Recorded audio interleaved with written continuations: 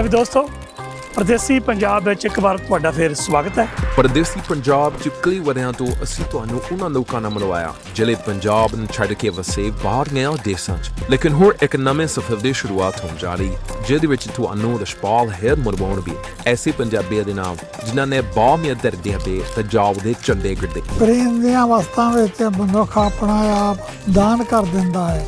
ਕਿੱਥੋਂ ਦੇ ਨੇ ਤੇ ਉਹਨਾਂ ਨੇ ਕਿੱਦਾਂ ਪੰਜਾਬ ਨੂੰ ਛੱਡਿਆ।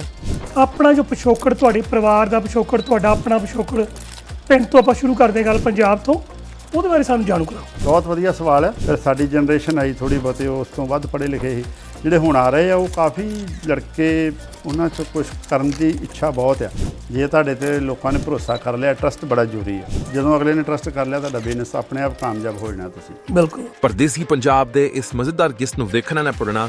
ਚੌਵੇਂ ਅਗਸਤ ਐਤਵਾਰ ਸ਼ਾਮ ਦੇ 7 ਵਜੇ। ਦੇਖਦੇ ਰਹੋ ਇੰਦੋਜ਼ ਟੀਵੀ ਆਸਟ੍ਰੇਲੀਆ।